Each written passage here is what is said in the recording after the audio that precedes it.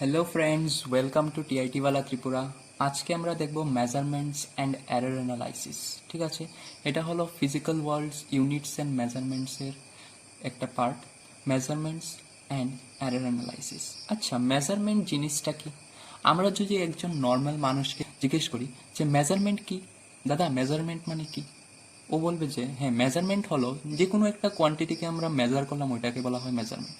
আচ্ছা, ওই দাদার ডেফিনিশনটাকে যদি আমরা আরেকটু মডিফাই করি সায়েন্সের ল্যাঙ্গুয়েজে, যে কোনো একটা কোয়ান্টিটিকে যখন আমরা মেজার করি, ঠিক আছে, কোনো একটা কোয়ান্টিটিকে যখন ওইটার সাইজ বা ওইটার ম্যাগনিটিউডকে যখন আমরা ডিটারমাইন করি বা মেজার করি, আরেকটা সেম ফিজিক্যাল কোয়ান্টিটির সাথে যখন আমরা ওইটাকে কম্পেয়ার করতে যাই, তখন ওইটাকে বলা হয় মেজারমেন্ট। ঠিক আছে, মেজারমেন্টের ডেফিনেশনটা দেখে নেব যে মেজারমেন্ট জিনিসটা কি। What do you mean by measurement? ঠিক আছে, মেজারমেন্ট কি, তুমি মেজারমেন্ট দিয়ে কি বুঝো? Measurement is the determination of the size or magnitude of something by comparing that unknown quantity with some standard quantity of equal nature known as measurement unit. তো যখন আমরা একটা আননোন কোয়ান্টিটিকে, ধরো এই কলমটা কতটুক লেংথ আমি জানি না, তো এটাকে যখন আমি আরেকটা স্কেলের সাথে, যখন আমার কাছে একটা স্কেল থাকবে, স্কেলের সাথে যখন আমি এটাকে কম্পেয়ার করব, হ্যাঁ এটা কতটুক লেংথ এটা আমি বের করতে পারবো, হ্যাঁ এটা কতটুক লেংথটা দেখে নিলাম 12 সেন্টিমিটার, তো এটাকে আমি লেংথটা বের করে নিলাম, হ্যাঁ এটার লেংথটা এলো 12 সেন্টিমিটার। তাহলে এই যে কম্প্যারিজনটা করলাম স্কেলের সাথে এই পেনটার, এটাকে বলা হয় মেজারমেন্ট। এটার আরেকটা যদি সিম্পল ডেফিনিশন দেখতে চাই যে what do you mean by measurement, measurement can be define as comparison of an unknown quantity. এটা পেনটা ছিল আমার আননোন কোয়ান্টিটি, এটাকে আমি একটা সেম নোন কোয়ান্টিটি, এই স্কেলটা ছিল আমার নোন কোয়ান্টিটি, এটা আমি জানি যে 1 সেন্টিমিটার 2 সেন্টিমিটার, এটা আমি জানি। এটা হলো আমার আননোন কোয়ান্টিটি, এটা হলো নোন কোয়ান্টিটি। যখন আমি আননোন কোয়ান্টিটিটাকে নোন কোয়ান্টিটির সাথে কম্প্যারিজন করব, আর সেম নেচার থাকতে লাগবে বা সেম কাইন্ড হতে হবে দুটোটা, তখন আমরা বলবো যে এটা হলো আমার মেজারমেন্ট। ঠিক আছে, বুঝতে পারলাম মেজারমেন্ট জিনিসটা কি। এখন মেজারমেন্ট আমাদের কিসের জন্য দরকার? মেজারমেন্ট কি আমাদের দরকার আছে? মেজারমেন্ট ছাড়া কি আমরা থাকতে পারবো না? অবশ্যই না, মেজারমেন্ট আমাদের খুব দরকার। তো মেজারমেন্ট কেন দরকার আমরা দেখবো, হোয়াই মেজারমেন্টস আর নিডেড। ঠিক আছে, without measurement it would difficult for scientist to conduct experiments or form theories. তো আমরা সায়েন্টিস্ট, তারা যে ল বানায়, থিওরি বানায়, যারা এক্সপেরিমেন্ট করে, তারা যদি মেজারমেন্ট না থাকতো, তারা কিভাবে তারা কিছু না করে, মেজার না করে কিছুকে, তারা এক্সপেরিমেন্ট করলো হলে? যেমন আমরা একটা এক্সাম্পল নিই, ধরো বাইসাইকেল বানালো, যে বাইসাইকেলের প্যাডেলটা কতটুকু সাইজের হবে, এটাকে মেজার করে বানাতে হবে। ধরো তোমার একটা ইন্ডাস্ট্রি আছে, ইন্ডাস্ট্রিতে তুমি পেন ম্যানুফ্যাকচার করো, তো একটা পেনের কতটুকু মিনিমাম সাইজ থাকতে লাগে, মিনিমাম ওয়েট থাকতে লাগে, এটা ডায়ামিটারটা কতটুকু থাকতে লাগে, সব কিছু আমাদের দেখে শুনে বানাতে হবে।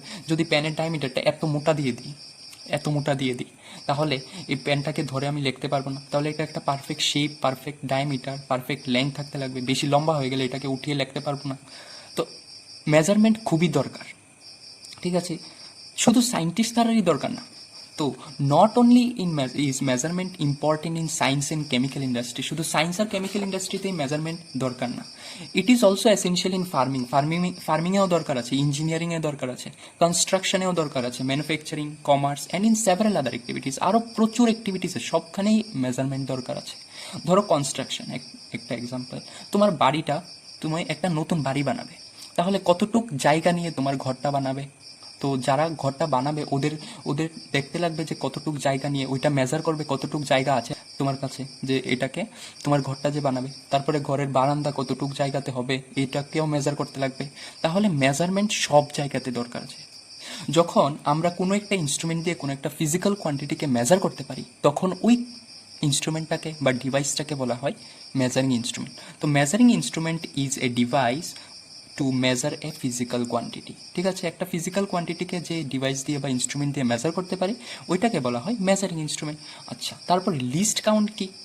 লিস্ট কাউন্ট হলো, ধরো এখন যে বললাম মেজারিং ইনস্ট্রুমেন্ট, যে কোনো ফিজিক্যাল কোয়ান্টিটিকে যে ইনস্ট্রুমেন্ট দিয়ে মেজার করতে পারি, ওই ইনস্ট্রুমেন্টটাকে বলা হয় মেজারিং ইনস্ট্রুমেন্ট। আচ্ছা, এখন যে আমরা আরেকটু আগে এক্সাম্পল দেখেছিলাম পেন আর স্কেলের, তো স্কেল হচ্ছে আমার একটা মেজারিং ইনস্ট্রুমেন্ট, এটা দিয়ে আমি লেংথ মেজার করতে পারি। দেখেছিলাম যে পেনের লেংথ 12 সেন্টিমিটার এলো।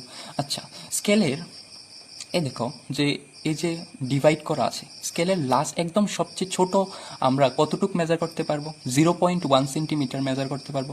এই যে সবচেয়ে ছোট এবং অ্যাকুরেট ভ্যালুটা আমরা স্কেল দিয়ে মেজার করতে পেরেছি, বা যে কোনো ডিভাইস বা ইনস্ট্রুমেন্ট, মেজারিং ইনস্ট্রুমেন্ট দিয়ে আমরা মেজার করতে পারি সবচেয়ে ছোট এবং সবচেয়ে অ্যাকুরেট ভ্যালুটা, ওইটাকে বলা হয় লিস্ট কাউন্ট। তো লিস্ট কাউন্টের ডেফিনেশনটা হলো, the least count of a measuring instrument is the smallest and accurate value that can be measured by an instrument. ঠিক আছে, দেখলাম যে লিস্ট কাউন্ট হলো কি, একটা মেজারিং ইনস্ট্রুমেন্ট দিয়ে আমরা সবচেয়ে ছোট এবং অ্যাকুরেট ভ্যালুটা যেটা আমরা মেজার করতে পারি ওইটাকে বলা হয় আমার লিস্ট কাউন্ট। এখন আমরা যে বলেছি মেজারমেন্ট আমাদের দুই ধরনের হয়, মেজারমেন্ট আর অফ টু টাইপস। ঠিক আছে, মেজারমেন্ট আমাদের দুই প্রকার, টু টাইপস। তো একটা হলো আমাদের ডাইরেক্ট মেজারমেন্ট, ঠিক আছে, একটা হলো আমাদের ডাইরেক্ট মেজারমেন্ট, আরেকটা হলো আমাদের ইনডাইরেক্ট মেজারমেন্ট। ঠিক আছে, এখন দেখবো যে ডাইরেক্ট মেজারমেন্ট কি আর ইনডাইরেক্ট মেজারমেন্ট কি। এগুলির ডেফিনেশন দেখার আগে দেখো, ডাইরেক্ট আর ইনডাইরেক্ট দুটোটা ওয়ার্ড দিয়ে আমরা বুঝতে পারছি যে ডাইরেক্ট মেজারমেন্ট কি হবে আর ইনডাইরেক্ট মেজারমেন্ট কি হবে। আচ্ছা, আমরা একটা এক্সাম্পল নিচ্ছি। তো ধরো এই পাইপটা, ঠিক আছে, এটা একটা পাইপ। এই পাইপটা কতটুকু লেন্থ হবে, এটা যদি আমি এই স্কেলটা দিয়ে ডাইরেক্ট মাপি, দেখলাম যে এই পাইপটা হচ্ছে আমার 9 সেন্টিমিটার। ঠিক আছে, এই পাইপটা এলো আমার 9 সেন্টিমিটার, এটা আমি ডাইরেক্ট স্কেল দিয়ে মেপে ফেলেছি। তো এই যে ডাইরেক্ট স্কেল দিয়ে মাপতে পেরেছি আমি, এটাকে বলা হয় ডাইরেক্ট মেজারমেন্ট আমি ডাইরেক্ট করে ফেলেছি। ঠিক আছে, আর ইনডাইরেক্ট মেজারমেন্টটা কি আমার, ইনডাইরেক্ট মেজারমেন্ট ধরো আরেকটা কিছু একটা নিয়ে এলাম। তো আমি এই পাইপটার লেংথই মেজার করতে চাই, এটা দিয়ে আমি মেজার করতে চাই পাইপটার লেংথটা। আগে করেছি স্কেল দিয়ে, এখন করব এটা দিয়ে। তো আগে আমি কি করব, এটার লেংথটা মেজার করব। ঠিক আছে, এটার হলো 5 সেন্টিমিটার। এখন আমি এটা দিয়ে পাইপটাকে মেজার করব এইভাবে করে। তো যখন আমি পাইপের মেজারমেন্টটা পাবো, এখনও আমি পাইপের মেজারমেন্টই পাবো। তো পাইপের মেজারমেন্ট আমি এবার প্রথমে এটাকে মেপেছি, তারপরে এটা দিয়ে এটাকে মাপলাম, তারপরে এটার লেংথটা এলো আমার ধরো 9 সেন্টিমিটার এলো। তো এই যে ইনডাইরেক্ট প্রসেসে আমি এটাকে মেজার করেছি, ডাইরেক্ট মেজার না করে আমি এটাকে প্রথমে মেজার করেছি এটা দিয়ে, তারপরে এটাকে মেজার করেছি পাইপটাকে। তো এই প্রসেসটা হলো আমার ইনডাইরেক্ট মেজারমেন্ট। এটাই সিম্পল জিনিস। আমরা দেখলাম যে ডাইরেক্ট মেজারমেন্ট কি আর ইনডাইরেক্ট মেজারমেন্ট কি। এবার দেখো ডেফিনিশনটা। ঠিক আছে, যদি বলে যে define direct measurement and indirect measurement, তাহলে ডাইরেক্ট মেজারমেন্টটা আমার কি হবে, ইট refers to measuring exactly the thing. ঠিক আছে, exactly the thing we are looking to measure. আমরা এক্স্যাক্টলি ওই জিনিসটাকেই মেজার করব যেটাকে আমরা মেজার করতে চাই, আর এটা হলো আমার ডাইরেক্ট মেজারমেন্ট। আর ইনডাইরেক্ট মেজারমেন্টটা কি আমার, ইনডাইরেক্ট মেজারমেন্টটা হলো it refers to measuring something by measuring something else. মানে তুমি ধরো পাইপটাকে মেজার করতে চাও, কিন্তু তুমি এটাকে আরেকটা জিনিস দিয়ে মেজার করেছো, ডাইরেক্টলি মেজার করোনি। এটাকে ফার্স্টে এটাকে মেজার করেছো, এটা দিয়ে তারপরে পাইপটাকে মেজার করেছো। এটা মানে ইনডাইরেক্টলি তুমি পাইপটাকে মেজার করেছো। এটাই বলেছে যে it refers to measuring something by measuring something else. ঠিক আছে, তারপরে আমরা দেখবো এরর জিনিসটা কি। এরর নাম থেকেই বোঝা যাচ্ছে এরর, কিছু একটা ভুল আছে। মানে কি, ধরো তোমার কাছে এই প্যানটা আছে, বা ধরেছিলাম যে এক্সাম্পলটা এই পাইপটা আছে। ঠিক আছে, পাইপটার লেংথ হলো ধরো মানে এটার অ্যাকচুয়াল অ্যাকুরেট লেংথ বা অরিজিনাল লেংথ। ঠিক আছে, অরিজিনাল লেংথ হলো আমার 9 সেন্টিমিটার এই পাইপটা। ঠিক আছে, এই পাইপটা। তো আমরা যখন এটাকে স্কেল দিয়ে মাপলাম পাইপটাকে, ঠিক আছে, পাইপটাকে আমরা স্কেল দিয়ে মাপলাম, মেপে দেখলাম যে এটা ভালো করে মেপে দেখলাম এটা আমাদের 9.1 সেন্টিমিটার আসছে। ঠিক আছে, তাহলে আমাদের মেজার্ড লেংথ কি হলো, 9.1 সেন্টিমিটার। তাহলে অরিজিনাল লেংথ ছিল 9 সেন্টিমিটার, মেজার লেংথ হয়ে গেল 9.1 সেন্টিমিটার। তাহলে ডিফারেন্সটা কি হলো এদের মধ্যে, ডিফারেন্সটা 9.1 minus 9 equal to 0.1 centimetre. 0.1 centimetre. এই যে ডিফারেন্সটা এলো, এটা হচ্ছে এই স্কেলের এররটা, কতটুকু এরর হয়েছে মেজারমেন্টে, এটাই হয়েছে আমার এররের ডেফিনেশনটা। দেখে নেব এবার যে এরর কি বলেছে, যে define error. The difference between the measured value and the true or actual value of a quantity is known as error. দেখলাম যে আমরা মেজার ভ্যালু কত এলো, মেজার করে পেয়েছি, পাইপটাকে মেজার করে পেয়েছি আমরা 9.1 সেন্টিমিটার, কিন্তু এটার অরিজিনাল লেংথ হলো আমার 9 সেন্টিমিটার। তাহলে এই যে ডিফারেন্সটা, এটাকে বলা হয় এরর। ঠিক আছে, the difference between the measured value and the true or actual value of a quantity is known as error. তারপরে দেখব এরর যে বলেছি, ঠিক আছে। এরর আমাদের টু টাইপস হয়, একটা হলো আমাদের সিস্টেমেটিক এরর, আরেকটা হলো আমাদের র্যান্ডম এরর। ঠিক আছে, একটা হলো আমাদের সিস্টেমেটিক এরর, আরেকটা হলো আমাদের র্যান্ডম এরর। এই দুটোটার নাম থেকেই বোঝা যাচ্ছে যে সিস্টেমেটিক এরর কি হবে, র্যান্ডম এরর কি হবে। ঠিক আছে, সিস্টেমেটিক এরর মানে একটা ডাইরেকশনে যাবে সিস্টেমেটিকভাবে, এটা এররটা হবে। আর র্যান্ডম মানে উল্টো পাল্টো যেভাবে খুশি এভাবে র্যান্ডমলি এররটা তৈরি হয়ে যাবে। এবার ডেফিনিশনটা দেখো যে এরর টু টাইপস। এখন যদি বলে যে define systematic error and random error, systematic এররটা কি আমার, সিস্টেমেটিক এররটা কি এবার দেখবো। ঠিক আছে, those errors which are tends to be in one direction, যে এররটা আমার একই ডাইরেকশনে যাচ্ছে, আইদার পজিটিভ অর নেগেটিভ। এক হয়তো এই এররটা পজিটিভলি হচ্ছে বা এররটা নেগেটিভভাবে হচ্ছে, আর নোন এজ সিস্টেমেটিক এরর, যে কোনো একদিকে হবে। এক হয় এররটা পজিটিভ হচ্ছে বা এররটা নেগেটিভ হচ্ছে, মানে আমার ভুলটা যে হচ্ছে একটু ভুল আছে, গোলমাল আছে বলতে পারো, এটা পজিটিভ হয়েছে না নেগেটিভ হয়েছে, যে কোনো একটা ডাইরেকশনে থাকবে, এটা হয়েছে আমার সিস্টেমেটিক এরর। তারপরে আমরা দেখবো র্যান্ডম এরর কি। র্যান্ডম এরর কি, those errors which occur irregularly and hence are random with respect to sign and size are known as random error. তো র্যান্ডম এররটা কি, আমাদের র্যান্ডম এরর হলো যে এররটা আমাদের ইরেগুলারলি হয়, আর যে এররটা আমাদের সাইন আর সাইজের রেসপেক্টে, সাইন আর সাইজের রেসপেক্টে একবার প্লাস হচ্ছে ধরো, আরেকবার মাইনাস হচ্ছে এররটা, মানে এররটা একবার পজিটিভ হচ্ছে একবার নেগেটিভ হচ্ছে। যেমন ধরো একটা এক্সাম্পল, এই পাইপটার লেংথ ধরো, আসল লেংথ অরিজিনাল লেংথ ধরো আমার 9 সেন্টিমিটার। তো আমি দেখলাম যে প্রথমবার মেজার করে দেখলাম যে একবার এলো ধরো 8.9 সেন্টিমিটার, আরেকবার এলো ধরো 9.1 সেন্টিমিটার। তাহলে প্রথম অরিজিনাল লেংথ ছিল আমার এই পাইপটার 9 সেন্টিমিটার। তো প্রথম অবজারভেশনে এলো আমার ধরো 8.9 সেন্টিমিটার, আর সেকেন্ড অবজারভেশনে ধরো আমার এলো 9.1 সেন্টিমিটার। তো একবার প্রথমে 0.1 সেন্টিমিটারের অরিজিনাল লেংথ থেকে কম এসেছে, আরেকবার 9.1 এসেছে, মানে এটার অরিজিনাল লেংথ থেকে 0.1 সেন্টিমিটার বেশি এসেছে। তাহলে আমি বলতে পারি এররটা হচ্ছে প্লাস মাইনাস, মানে একবার প্লাস হচ্ছে একবার মাইনাস হচ্ছে। তো এটাই বলেছে যে এটা হচ্ছে আমার র্যান্ডম এরর। ঠিক আছে, তারপরে আমরা কিছু টার্মস দেখে নেব। ঠিক আছে, যেমন ধরো এখানে আছে true value, measured value, absolute error, relative error, percentage error কি। ঠিক আছে, তাহলে আমরা প্রথমে দেখে নেব যে ট্রু ভ্যালুটা কি। ঠিক আছে, ট্রু ভ্যালু কি, তো ট্রু ভ্যালু কি এটা আমরা এখন দেখে নেব। The true value of a physical quantity is the arithmetic mean of a large number of reading of that quantity. তো ট্রু ভ্যালু জিনিসটা কি, ধরো কিছু একটা এই পাইপটার লেংথ আমি অনেকবার 3বার মেজার করলাম এই পাইপটার লেংথ। তো একবার আমার ধরো একবার আমার এসেছে 8.9 সেন্টিমিটার, আর আরেকবার আমি দেখলাম যে আমার 9 সেন্টিমিটার এসেছে, আরেকবার ধরো দেখলাম আমার আবার 8.9 সেন্টিমিটার এসেছে এই পাইপটার লেংথ। ঠিক আছে, এখন 3টা অবজারভেশন করলাম আমরা, প্রথমবার 8.9 সেন্টিমিটার পেলাম, দ্বিতীয়বার 9 সেন্টিমিটার পেলাম, তৃতীয়বার আবার 8.9 সেন্টিমিটার পেলাম। এবার ট্রু ভ্যালুটা কি বলেছে, ট্রু ভ্যালু, ঠিক আছে, ট্রু ভ্যালুটা হলো আমার হচ্ছে এইগুলি সবগুলি অবজারভেশন, এই যে 3টা অবজারভেশন এসেছে এগুলির রেজাল্টকে অ্যাড করে দেবো, এগুলির রেজাল্টের মিনটা বের করবো, মানে 8.9 প্লাস 9 প্লাস 8.9। ঠিক আছে, ডিভাইড করে দেবো যতটা অবজারভেশন আছে, 1টা 2টা 3টা অবজারভেশন আছে, তাহলে ডিভাইডেড বাই 3। এটা হলো আমাদের ট্রু ভ্যালু। ট্রু ভ্যালুর একটা ফর্মুলা আছে, ধরো আমরা অবজারভেশন করেছি 1 2 3, আমরা n নাম্বার অফ অবজারভেশন করেছি। ঠিক আছে, এগুলি ধরো নাম্বার অফ অবজারভেশন, যদি এগুলি আমার নাম্বার অফ অবজারভেশন হয়, আমরা n নাম্বার অফ অবজারভেশন করেছি। ঠিক আছে, তাহলে সবগুলির আনসারগুলিকে আমরা অ্যাড করে দেব। ঠিক আছে, সবগুলির আনসারগুলিকে অ্যাড করে তারপরে আমাদের কাছে nটা নাম্বার থাকবে, 1 2 3 4 করে nটা নাম্বার, তাহলে n দিয়ে ডিভাইড করে দেবো। এটা হলো আমাদের ট্রু ভ্যালুর ফর্মুলা। ঠিক আছে, ট্রু ভ্যালুর ফর্মুলা। তারপরে আমরা দেখব যে মেজার্ড ভ্যালু কি। মেজার্ড ভ্যালু নাম থেকেই বোঝা যাচ্ছে the value which is provided by an instrument after measuring a physical quantity is known as measured value. তো যে ভ্যালুটা আমরা কোনো ইনস্ট্রুমেন্ট দিয়ে একটা কোয়ান্টিটিকে যখন মেজার করি, যে ভ্যালুটা আমরা পাই এটাকে বলা হয় মেজার্ড ভ্যালু। যেমন এই যে পাইপটা, এটাকে যখন আমরা মেজার করলাম, দেখলাম যে এটার লেন্থ হলো আমার 9 সেন্টিমিটার বা 9.1, একটু উপর নিচে হতে পারে, ধরে নাও 9.1 সেন্টিমিটার। এই যে মেজার করে ভ্যালুটা এনেছি এটাকে বলা হয় মেজার্ড ভ্যালু। ঠিক আছে, এমভি বলতে পারো বা মেজার্ড ভ্যালু। তারপর আমরা দেখব অ্যাবসলিউট এরর কি। ঠিক আছে, অ্যাবসলিউট এররটা হলো the difference between true value and measured value of a physical quantity is known age absolute error. তো অ্যাবসলিউট এরর জিনিসটা কি দেখবো, অ্যাবসলিউট এরর। ঠিক আছে,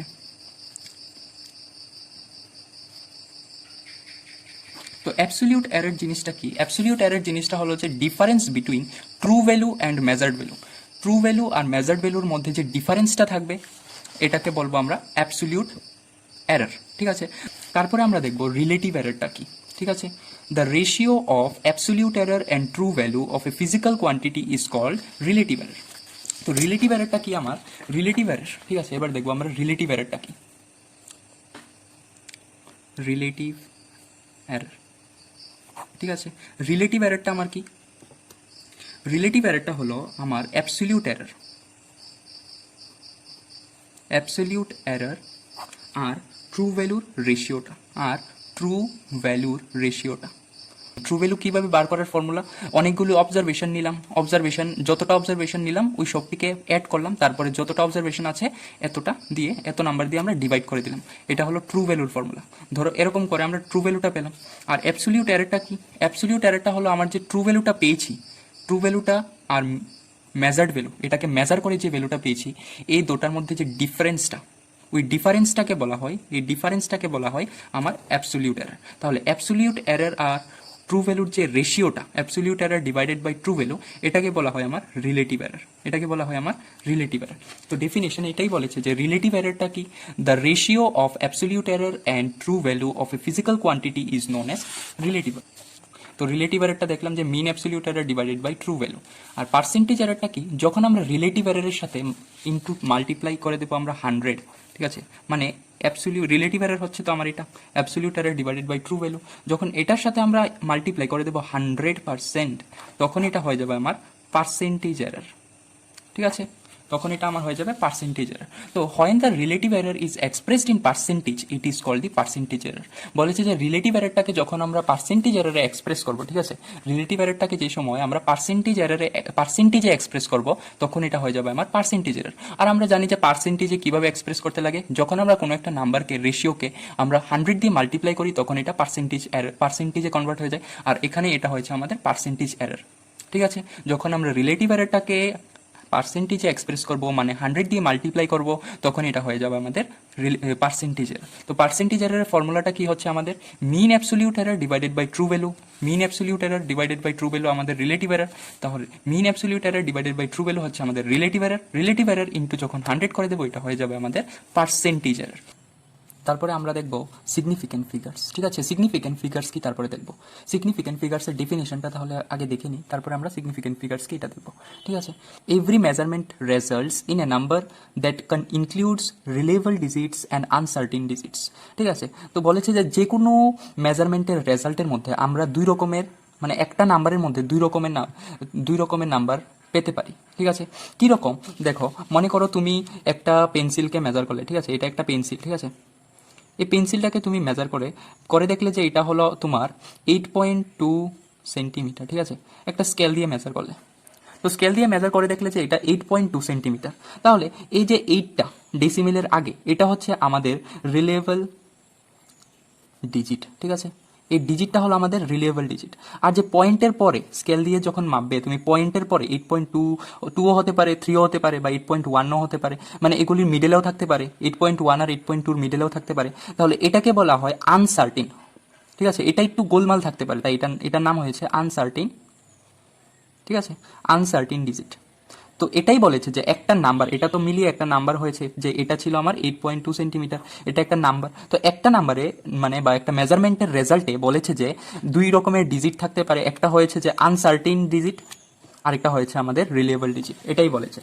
তো এটা আমরা বুঝলাম যে every measurement results in a number that includes reliable digits and uncertain digits. তো দেখলাম যে রিলেভেবল ডিজিটস কি, আনসার্টিন ডিজিটস কি, আর বলেছে যে প্রতি মেজারমেন্টে একটা নাম্বার থাকে, যে নাম্বারের মধ্যে রিলেভেবল ডিজিটস থাকে আর কিছু আনসার্টিন ডিজিটস থাকে। ঠিক আছে, তো reliable digits plus the first uncertain digit are call significant digits or significant figures. তো বলেছে কি রিলেভেবল ডিজিটসের সাথে এই যে একদম একুরেট ভ্যালুটা আমরা, যেমন 8.2 থেকে 8 এটা একুরেট আমার রিলেভেবল ডিজিট। তো এই রিলেভেবল ডিজিটের সাথে আর এটা প্রথম আনসার্টিন ডিজিট যেটা থাকবে, প্রথম আনসার্টিন ডিজিটটা, সেটা হবে আমার সিগনিফিক্যান্ট ডিজিটস, বা আমরা বলতে পারি সিগনিফিক্যান্ট ফিগার্স। আর এগুলি বার করার কিছু নিয়ম আছে আমরা দেখবো। ঠিক আছে, rules for determination of significant figures. So প্রথম রুলটা কি?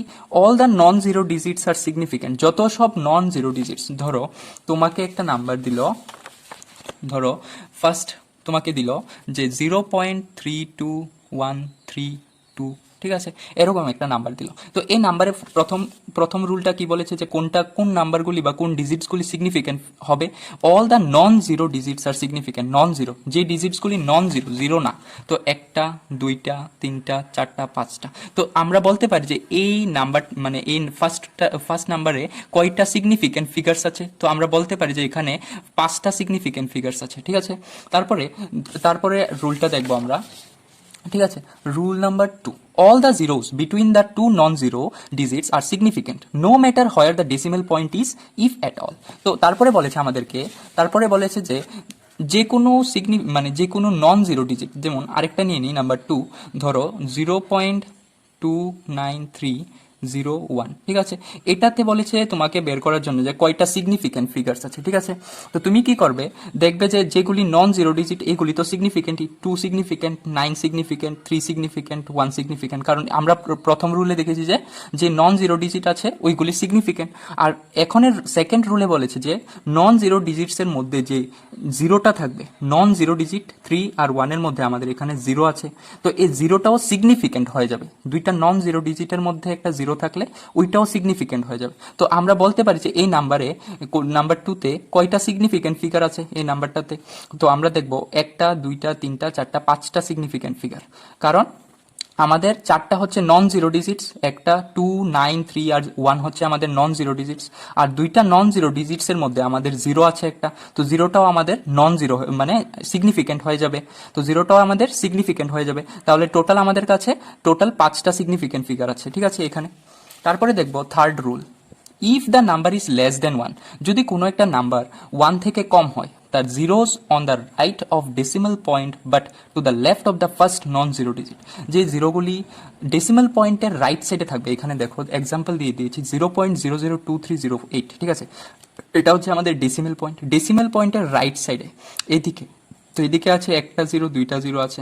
কি বলেছে, if the number is less than 1, দেখো 0 পয়েন্ট থেকে শুরু হয়েছে মানে নাম্বারটা 1 থেকে ছোট, দ্য জিরোস বলেছে তাহলে the zeros on the right of decimal point, decimal পয়েন্টের যে রাইট সাইডে যে জিরোগুলি থাকবে, but to the left of the first non zero digit, কিন্তু আবার ডেসিমাল পয়েন্টের রাইট সাইডে থাকবে আর নন জিরো নাম্বারের লেফট সাইডে থাকবে যে জিরোগুলি, মানে ডেসিমাল পয়েন্ট আর একটা নন জিরো পয়েন্টের মিডলে যে জিরোগুলি থাকবে ওইগুলি কিন্তু আমার সিগনিফিকেন্ট না। ঠিক আছে, এই যে জিরো ডিজিটগুলি আছে এগুলি আমার সিগনিফিকেন্ট না, এরকম কন্ডিশনে। তো বলেছে যে এখানে যে আন্ডারলাইন জিরোগুলি আছে, the underline zeros R not significant. ঠিক আছে, তারপরে ফোর্থ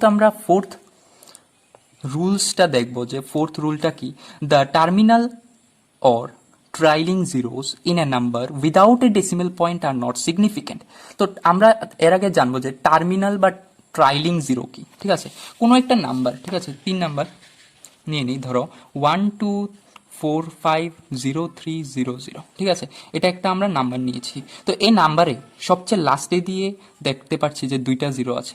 ঠিক আছে, এই যে লাস্টের জিরোগুলি, এই লাস্টের জিরোগুলিকে বলা হয় যে কোনো নাম্বারের ট্রাইলিং বা আমরা বলতে পারি টার্মিনাল জিরোস। ঠিক আছে, এইগুলিকে বলা হয় ট্রাইলিং বা টার্মিনাল জিরোস, এগুলিকে বলা হয় ট্রাইলিং বা টার্মিনাল জিরোস, ট্রাইলিং বা আমরা বলতে পারি টার্মিনাল জিরোস। ঠিক আছে, এই কোনো একটা নাম্বারের যে লাস্টে যদি জিরো থাকে এই জিরোগুলিকে বলা হয় ট্রাইলিং বা টার্মিনাল জিরো। তো এখন বলেছে যে the terminal or trailing zeros in a number without a decimal point, এখানে দেখো এই নাম্বারটাতে কোনো ডেসিমাল পয়েন্ট নেই কিন্তু। ঠিক আছে, বলেছে যে কি হবে, the terminal or trailing zeros in a number without a decimal point are not significant. এই নাম্বারটা দেখো 123 মিটার, তাহলে মিটার থেকে সেন্টিমিটার নিতে গেলে আমরা 100 দিয়ে মাল্টিপ্লাই করি, তো 12300 সেন্টিমিটার হয়ে যাবে। তো এটাতে দেখো এটাকে আবার এ নিয়েছি, তাহলে আরো 10 দিয়ে মাল্টিপ্লাই করেছি, তো 123,000। তো আমাদের ট্রাইলিং জিরো কোনগুলি হবে, যে লাস্টের জিরোগুলি আছে, তো এইগুলিকে আমরা বলবো ট্রাইলিং জিরোস। বলেছে যে যদি কোনো ডেসিমাল পয়েন্ট না থাকে কোনো একটা নাম্বারে, ওইটার ট্রাইলিং জিরোসগুলি সিগনিফিকেন্ট হয় না। যেমন এটাতে কোনো ডেসিমাল পয়েন্ট নেই, তাহলে এটার যে তিনোটা জিরো আছে এটা সিগনিফিকেন্ট হবে না। তাহলে এই নাম্বারটাতে আমরা কয়টা সিগনিফিকেন্ট ডিজিটস আছে বলতে পারি, একটা 1, 2, 3, কারণ তিনোটা নন জিরো ডিজিটস, আমরা রুল নাম্বার 1-এ দেখেছিলাম। So they has 3 significant figures, এই তিনোটা নাম্বারে কিন্তু 3টাই সিগনিফিকেন্ট ফিগার আছে, একটা, দুইটা, তিনটা, 1 2 3 ছিল 1 2 3, এখানেও 1 2 3। আর লাস্টের ট্রাইলিং জিরোসগুলি সিগনিফিকেন্ট না, কারণ এখানে ডেসিমেল পয়েন্ট নেই। তো এখানে দিয়ে দিয়েছে যে এই তিনোটা নাম্বারে has 3 significant figures, the trailing zeros being not significant. আচ্ছা, এখানে যে দেখেছি আমরা যে এখানে ডেসিমেল পয়েন্ট নেই, তাহলে আমার ট্রাইলিং জিরোসগুলি নন সিগনিফিকেন্ট, ঠিক আছে। তো যদি ডেসিমেল পয়েন্ট থাকতো তাহলে কি আমার ট্রাইলিং জিরোসগুলি, লাস্টের জিরোগুলি সিগনিফিকেন্ট হতো? হ্যাঁ, দেখবো আমরা রুল নাম্বার 5, ঠিক আছে। The trailing zeros in a number with a decimal point are significant. হ্যাঁ, ট্রাইলিং জিরোসগুলি মানে লাস্টের জিরোগুলি আমার সিগনিফিকেন্ট হবে ওই নাম্বারে যে নাম্বারে আমার ডেসিমেল পয়েন্ট থাকবে। যেমন এখানে এক্সাম্পল আছে, দেখো, the numbers 3.500 or 0.06900 have 4 significant figures. এই নাম্বারগুলিতে আমার 4টা করে সিগনিফিকেন্ট ফিগার আছে। দেখবো কি করে? দেখো, 3 হচ্ছে আমার নন জিরো, তো এটা একটা সিগনিফিকেন্ট। 5 হচ্ছে আমার নন জিরো, এটা একটা সিগনিফিকেন্ট। আর কি বলেছে যে ট্রাইলিং জিরোস মানে যে জিরোগুলি আমার নাম্বারের একটা লাস্টে থাকে, এই দুইটা ট্রাইলিং জিরো আছে। তো বলেছে কি ডেসিমেল পয়েন্টের পরে যে ট্রাইলিং জিরোগুলি থাকবে ওইগুলি সিগনিফিকেন্ট হয়ে যাবে। তাহলে ডেসিমেল পয়েন্ট আছে, পয়েন্টের পরে আমার জিরো আছে, ট্রাইলিং জিরো, তো এইগুলি সিগনিফিকেন্ট হয়ে যাবে। টোটাল কয়টা সিগনিফিকেন্ট ফিগার আছে এখানে? 1টা 2টা 3টা 4টা, ঠিক আছে। এখানে 4টা সিগনিফিকেন্ট ফিগার আছে। এখানে কয়টা আছে? 0.06900, ঠিক আছে। আমরা রুল নাম্বার 3তে দেখেছিলাম যে 1 থেকে যদি একটা নাম্বার ছোট হয় 0 পয়েন্ট, ঠিক আছে, তাহলে এই ফার্স্টের জিরোগুলি আমার নন সিগনিফিকেন্ট, ঠিক আছে। তাহলে এখানেও সেম, তাহলে এটা 1 থেকে ছোট, 0 পয়েন্ট থেকে শুরু হচ্ছে, তাহলে এই দুইটা জিরো, এই জিরোটা আর এই জিরোটা সিগনিফিকেন্ট হবে না। আর পয়েন্ট, এখানে ডেসিমেল পয়েন্ট আছে, ডেসিমেল পয়েন্টের পরে যে জিরোগুলি ট্রাইলিং জিরোগুলি, ডেসিমেল পয়েন্টের পরে যে ট্রাইলিং জিরোগুলি আছে মানে সবচেয়ে লাস্টে যে জিরোগুলি আছে ডেসিমেল পয়েন্টের পরে, তো এইগুলি আমার সিগনিফিকেন্ট হয়ে যাবে রুল নাম্বার 4 এর কারণে। তাহলে আমার এখানে কয়টা টোটাল সিগনিফিকেন্ট ফিগার হচ্ছে? এটা সিগনিফিকেন্ট না, এটা সিগনিফিকেন্ট না, 6 আমার নন জিরো সিগনিফিকেন্ট, 9 আমার নন জিরো সিগনিফিকেন্ট, তাহলে একটা সিগনিফিকেন্ট, দুইটা সিগনিফিকেন্ট। আর ট্রাইলিং জিরোসগুলি কি সিগনিফিকেন্ট হবে? হ্যাঁ হবে, কারণ এটা ডেসিমেল পয়েন্টের ট্রাইলিং জিরো, ডেসিমেল পয়েন্টের পরে ট্রাইলিং জিরো এসেছে। তাহলে এখানে একটা সিগনিফিকেন্ট ফিগার, 2টা 3টা 4টা সিগনিফিকেন্ট ফিগার। তো আমরা এখানেও দেখেছিলাম 4টা সিগনিফিকেন্ট ফিগার আছে, এখানেও 4টা সিগনিফিকেন্ট ফিগার আছে। সো দিস নাম্বারস বলেছে যে এই দুইটা number have 4 significant figures each, প্রতিটা 4টা করে সিগনিফিকেন্ট ফিগার আছে। আমরা দেখে ফেললাম যে সিগনিফিকেন্ট ফিগার কিভাবে বের করতে হয়। তাহলে আমরা কিছু এক্সাম্পল করে নেব কিভাবে সিগনিফিকেন্ট ফিগার বের করতে লাগে, ঠিক আছে।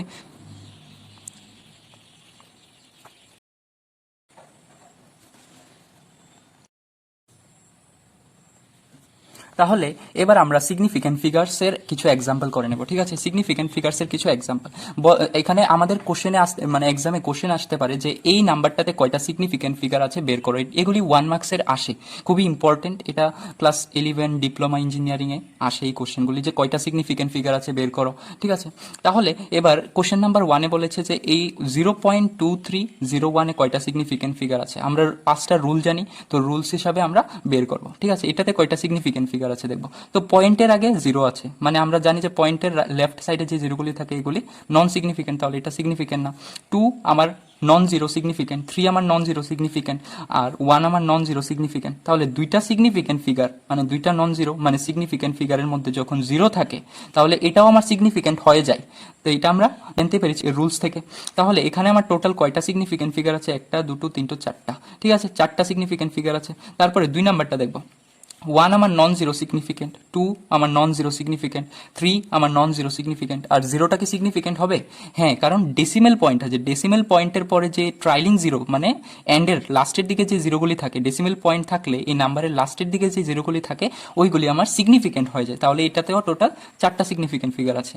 আর এখানে দেখবো, তো এখানে কয়টা সিগনিফিকেন্ট ফিগার আছে? 1 সিগনিফিকেন্ট, 9 সিগনিফিকেন্ট, 3 সিগনিফিকেন্ট, 0 কি সিগনিফিকেন্ট না? 0 সিগনিফিকেন্ট না, কারণ এখানে কোনো ডেসিমেল পয়েন্ট নেই। ট্রাইলিং জিরো ঠিক আছে, কিন্তু ডেসিমেল পয়েন্টের পরে যদি ট্রাইলিং জিরো থাকতো তাহলে এটা সিগনিফিকেন্ট হলো, কিন্তু এখানে আমার ডেসিমেল পয়েন্ট নেই, তো ট্রাইলিং জিরোটা আমার সিগনিফিকেন্ট হবে না। তাহলে এখানে টোটাল 3টা সিগনিফিকেন্ট ফিগার আছে। তারপরে দেখবো এখানে 2 সিগনিফিকেন্ট, কারণ নন জিরো, 9ও নন জিরো সিগনিফিকেন্ট, 2ও আমার নন জিরো সিগনিফিকেন্ট, 1ও আমার নন জিরো সিগনিফিকেন্ট, আর 2 সিগনিফিকেন্ট, 1ও সিগনিফিকেন্ট। তো দুইটা সিগনিফিকেন্ট ফিগারের মধ্যে জিরো আছে, মানে দুইটা নন জিরোর মধ্যে জিরো, তাহলে এটাও সিগনিফিকেন্ট হয়ে যাবে। তো টোটাল 5টা সিগনিফিকেন্ট ফিগার আছে, ঠিক আছে। তারপরে এটা, তো এখানে দেখবো 1602 × 10⁻²। আরেকটা জিনিস, যখন পাওয়ারে কিছু থাকবে 10⁻1, 5⁻2, 3⁻6, তো এগুলি নন সিগনিফিকেন্ট, ঠিক আছে, এগুলি আগে থেকে সিগনিফিকেন্ট হয় না, এটা মনে রাখবে, যে কোনো পাওয়ার আসুক এটা সিগনিফিকেন্ট না, ঠিক আছে। তাহলে 1620 রয়ে গেছে আমাদের কাছে, 1 নন জিরো সিগনিফিকেন্ট, 6 নন জিরো সিগনিফিকেন্ট, 2 নন জিরো সিগনিফিকেন্ট, তাহলে দুইটা সিগনিফিকেন্ট ফিগারের মধ্যে একটা জিরো আছে, ঠিক আছে, তাহলে এটাও সিগনিফিকেন্ট, তাহলে এখানে আমার 4টা সিগনিফিকেন্ট ফিগার। তারপরে দেখবো আমরা 6 নাম্বার, ঠিক আছে। 6 নাম্বারে কি আছে, 7209.120, 7 non zero significant, non zero significant, 9ও নন জিরো সিগনিফিকেন্ট, তাহলে 729 সিগনিফিকেন্ট আমার, আর দুইটা নন জিরো, 2 আর 9 এর মধ্যে আমার জিরো আছে, মানে দুইটা সিগনিফিকেন্টের মধ্যে আমার জিরো আছে, তাহলে এটাও সিগনিফিকেন্ট। তারপরে 1 সিগনিফিকেন্ট, 2 সিগনিফিকেন্ট, কারণ এই দুইটা নন জিরো, আর জিরোটা এটা কি আমার ট্রাইলিং জিরো, পয়েন্টের পরে ট্রাইলিং জিরো আছে, মানে ডেসিমেল পয়েন্টের পরে ট্রাইলিং জিরো, তাহলে এটাও আমার সিগনিফিকেন্ট। তাহলে এখানে টোটাল কয়টা সিগনিফিকেন্ট, 1 2 3 4 5 6 7, তো 7 সিগনিফিকেন্ট ফিগার্স আর দেয়ার, ঠিক আছে। তারপরের এক্সাম্পল 7, 0.00298, ঠিক আছে। তো জিরো আমরা পড়েছিলাম যে ডেসিমেল পয়েন্টের আর একটা নন জিরোর মধ্যে যদি জিরোগুলি থাকে, এই জিরোগুলি আছে, ডেসিমেল পয়েন্ট আর একটা নন জিরোর মধ্যে জিরোগুলি আছে, তাহলে এটা সিগনিফিকেন্ট না, আর এটা তো অলরেডি না, সিগনিফিকেন্ট না, তাহলে 0.00 থেকে তিনোটা জিরো আমার নন সিগনিফিকেন্ট, আর তিনোটা আমার নন জিরো না, মানে নন জিরো, তাহলে এই তিনোটা আমার সিগনিফিকেন্ট হয়ে যাবে, three significant figures are there in the number, ঠিক আছে। তারপরে দেখবো আমরা তারপরে দেখবো আমরা 8 নাম্বার, 2 আমার সিগনিফিকেন্ট নন জিরো, কারণ এটা নন জিরো, 3 আমার সিগনিফিকেন্ট নন জিরো, তাহলে এবার দেখো ডেসিমেল পয়েন্ট আর একটা নন জিরোর মধ্যে দুইটা জিরো, তাহলে এগুলি সিগনিফিকেন্ট হবে না, তাহলে 2 আমার নন জিরো সিগনিফিকেন্ট, 1ও আমার নন জিরো সিগনিফিকেন্ট, আর জিরোটা সিগনিফিকেন্ট হয়ে যাবে কারণ দুইটা নন জিরোর মধ্যে জিরো, তাহলে এটা সিগনিফিকেন্ট। তাহলে টোটাল কয়টা সিগনিফিকেন্ট ফিগার হচ্ছে এখানে, একটা, দুইটা, এগুলি হবে না, তিনটা, চারটা, পাঁচটা, তো টোটাল 5 সিগনিফিকেন্ট ফিগার্স আর দেয়ার। তারপরে 9 নাম্বার, এখানে দেখতে পাচ্ছি যে 1.20 ইন্টু 10⁻², তো 10⁻², আছে, আমরা আগেই জানি যে কোনো পাওয়ারের কোনো সিগনিফিকেন্ট ফিগার হয় না, ঠিক আছে। তাহলে দেখব ফার্স্ট 1 নন জিরো সিগনিফিকেন্ট, 2 নন জিরো সিগনিফিকেন্ট, এবার জিরোটা কি সিগনিফিকেন্ট হবে, হ্যাঁ জিরোটাও সিগনিফিকেন্ট হবে, কেন, জিরোটা হচ্ছে আমার ট্রাইলিং জিরো, আর ডেসিমেল পয়েন্টের পরে ট্রাইলিং জিরো আমার সিগনিফিকেন্ট হয়ে যায়, তাহলে এই নাম্বারে আমার টোটাল 3টা সিগনিফিকেন্ট ফিগার আছে। তো লাস্ট এক্সাম্পলটা তোমরা করবে, লাস্ট এক্সাম্পলটা তোমরা করে কমেন্টে জানাবে যে এই এক্সাম্পলটার আনসার কত হবে, ঠিক আছে, আনসারটা কত হবে তোমরা কমেন্টে জানিয়ে দেবে, তাহলে আমি বলবো যে আনসারটা ঠিক আছে কিনা, ঠিক আছে। তাহলে আমাদের এখানে physical world, units and measurement, error analysis সবগুলি শেষ হয়ে গেছে, তারপরে আমরা নেক্সট মডিউলে যাব, ঠিক আছে। তাহলে আজকের জন্য এতটুকুই, ঠিক আছে, thank you very much for watching.